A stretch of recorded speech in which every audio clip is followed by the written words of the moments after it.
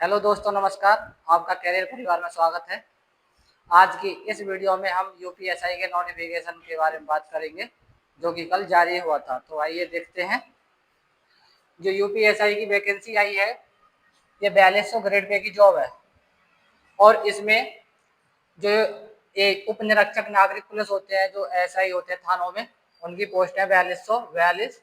अलग अलग डिपार्टमेंट में अलग अलग कैटेगरी वाइज है। ये है जनरल, ईडब्ल्यूएस, ओबीसी और एससी और एसटी की। फिर है प्लाटून कमांडर, पीएसी। ये होते हैं जो पीएसी होते हैं, उसमें जो एसआई होते हैं, ये उसके लिए है। उसकी पोस्ट है, ये है पुरुष अभ्यर्थियों के लिए 135 है, अलग अलग कैटेगरी वाइज। प्लाटून कमांडर उप निरीक्षक के लिए है, ये भी पुरुष अभ्यर्थियों के लिए है, लेकिन ये है विशेष सुरक्षा बल। यानी कि जो मेट्रो पर एसएसएफ लगती है, स्पेशल फोर्स है हमारे यूपी पुलिस की, उसकी वैकेंसी है ये अलग अलग कैटेगरी की, जो कि 60 दी हुई है सारी कैटेगरियों को मिला के। फिर महिलाओं के लिए भी है ये पीएसी में, यानी पीएसी में दी हुई है, उसमें तो है ही महिला की, और इसमें भी है। इसमें अलग अलग कैटेगरी की है, 106 वैकेंसी है। फिर जो फॉर्म स्टार्ट करने की जो डेट है वो है 12 तारीख, और जो लास्ट डेट है वो है 11 तारीख, यानी 11 सितंबर। आवेदन शुल्क जमा करने की तिथि 12 तारीख 8 महीना 2025 से लेकर 11 तारीख तक ही है।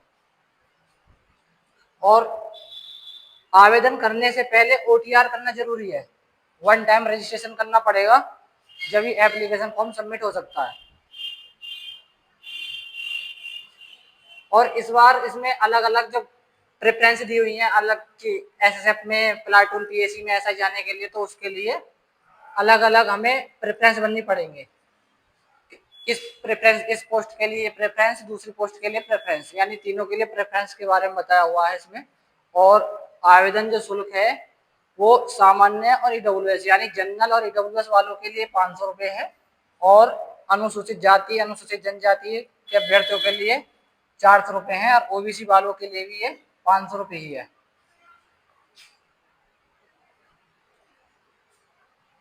और इसमें जो क्वालिफिकेशन है वो ग्रेजुएशन मांगी हुई है, या सरकार द्वारा मान्यता प्राप्त उसके समकक्ष कोई और डिग्री हो। और एक चीज नोट करने वाली है कि इसमें एपरिंग वाले फॉर्म नहीं भर सकते, यानी जिसकी ग्रेजुएशन लास्ट डेट होने से पहले अगर रिजल्ट नहीं आ रहा है, एपरिंग में चल रही है, अभी क्लियर नहीं हुई है, तो वो इसका फॉर्म नहीं भर सकते। एपरिंग के लिए उन्होंने बोला है कि अभ्यर्थी पात्र नहीं होंगे। फिर इसमें अलग अलग बताया हुआ है, अगर किसी के पास नीट से या डीओसी से ओ लेवल है तो ये तो बड़े अलग प्रकार से, जब लास्ट में सारे बच्चे एक से हो जाते हैं उनको सिलेक्ट करने के लिए। अब ओबीसी, जनरल, एससी, एसटी, इसमें छूट दी हुई है एज में। तो जो सामान्य श्रेणी है, यानी जनरल है, जनरल की जो एज है वैसे है मिनिमम 21 साल से लेकर 28 साल तक। लेकिन जनरल और ईडब्ल्यूएस में छूट मिली है वो 3 साल की है, यानी 28 साल तो है ही, 3 साल और मिल गई, 31 साल हो गई। यानी 2/7/1994 से लेकर 1/7/2004 तक के इस फॉर्म को भर सकते हैं। ये पुरुष के लिए है, ये पीएससी के लिए अलग अलग बताया हुआ है इन्होंने। और फिर इसमें ओबीसी वालों के लिए 5 साल की छूट पहले से थी, और 3 साल की और मिल गई, यानी कि 28 साल, 33 और 3 36, यानी कि ओबीसी वाले, अनुसूचित जनजाति को अधिकतम आयु हेतु 5 वर्ष की छूट अनुमन्य है। यानी ये अनुसूचित जाति एससी वाले हैं। ये ओबीसी वालों के लिए भी वही सेम क्राइटेरिया है, 5 साल प्लस 3 साल, यानी 36 साल वाले फॉर्म भर सकते हैं। इसमें भी सेम 1989 से लेकर 2004 तक इसमें भर सकते हैं।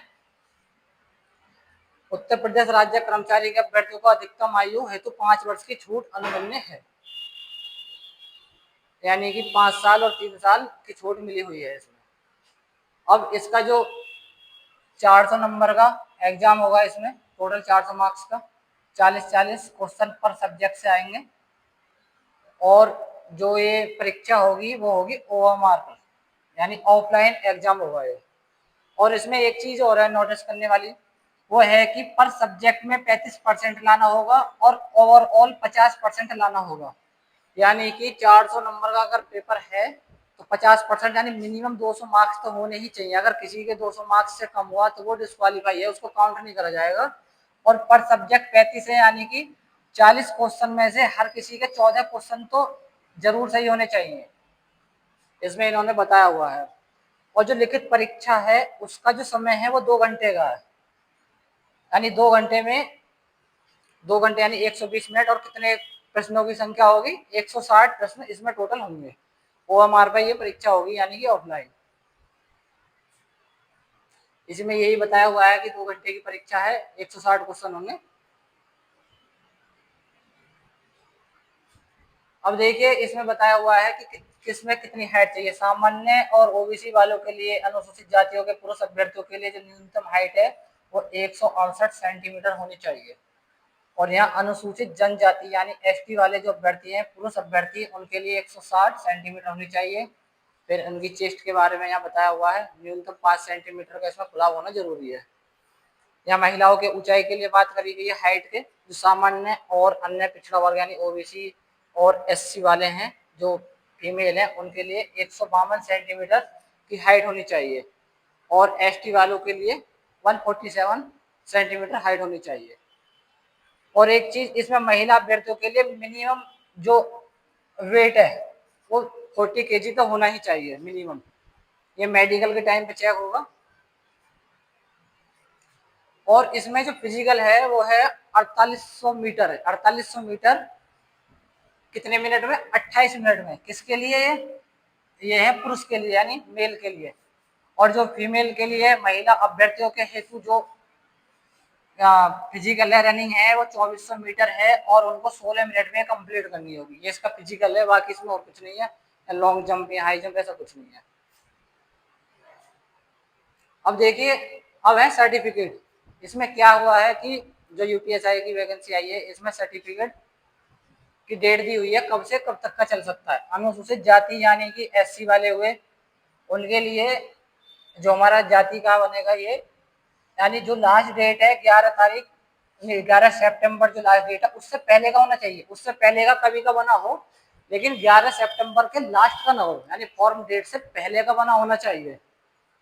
और एसटी वालों के लिए भी ये सेम रूल है, लास्ट डेट से पहले का बना होना चाहिए। उससे पहले का कभी का अगर बना हुआ है तो वो डेट नहीं बताई है यहाँ किस स्थिति से, लेकिन लास्ट डेट बोला है कि फार्म की जो लास्ट डेट होती है फॉर्म की, उससे पहले का ही होना चाहिए।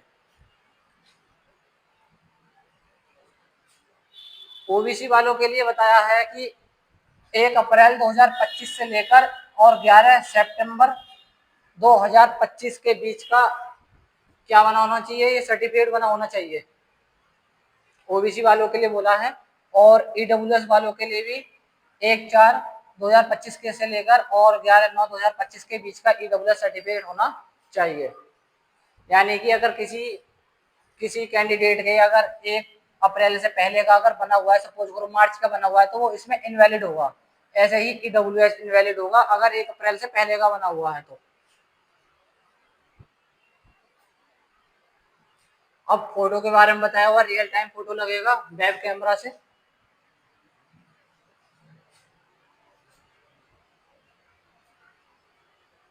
इसमें बताया हुआ है सिग्नेचर के लिए, सिग्नेचर मिनिमम सफेद कागज पर होने चाहिए और ब्लैक बॉल पेन से होने चाहिए। और जो फोटो को सिग्नेचर का साइज है वो इस 50 से लेकर 20 mm के आकार के बॉक्स का होना चाहिए। और हस्ताक्षर यानी जो साइन होंगे वो रनिंग लेटर में होना चाहिए। रनिंग लेटर मतलब ऐसा ना हो कि सारे ही कैपिटल वर्ड में, पहला वर्ड कैपिटल बाकी स्मॉल होने चाहिए। और ब्लैक पेन से होने चाहिए, बोला है उन्होंने, काले स्याही वाले पेन से। और किस पेज पर? सफेद पेज पर होने चाहिए। फाइल का साइज बताया हुआ है, किस केबी से लेकर किस केबी में बने होने चाहिए ये साइन। पदों की वरीयता देखो, पर पुरुषों के लिए अलग अलग बताए हुए हैं इन्होंने कि एसआई के लिए हैं, और प्लाटून कमांडर विशेष सुरक्षा बल। ऐसे ही महिला अभ्यर्थियों के लिए बताया हुआ है उप निरीक्षक नागरिक पुलिस बल। और इसके बाद उप निरीक्षक नागरिक पुलिस महिला पीसी, यानी कि पीएसी में ही है ये। इसके बाद आता है सिलेबस। पर सब्जेक्ट से सिलेबस, यानी पर सब्जेक्ट से 40 क्वेश्चन आएंगे। हिंदी से 40, जो मूल विधि, संविधान, सामान्य ज्ञान तीनों को कंबाइंड मिलाकर 40 क्वेश्चन आएंगे, और मैथ और मानसिक योग्यता परीक्षा को मिलाकर 40 आएंगे, और मानसिक अभिरुचि ये रीजनिंग है, ये भी इससे 40 आएंगे, यानी टोटल 160 क्वेश्चन और 400 अंक। ये पूरा सिलेबस है कि सामान्य हिंदी से किस किस टॉपिक से यानी किस चैप्टर से आएगा, मूल विधि संविधान से किस चैप्टर से आएगा, ये इसका सिलेबस है। आगे मैथ का दिया हुआ है कि मैथ में किस टॉपिक से यानी किस चैप्टर से पूछा जाएगा, और ये नीचे रीजनिंग का दिया हुआ है। अगर इस वीडियो में आपका कोई डाउट बचा हो तो कमेंट करके बताएं। Thank you.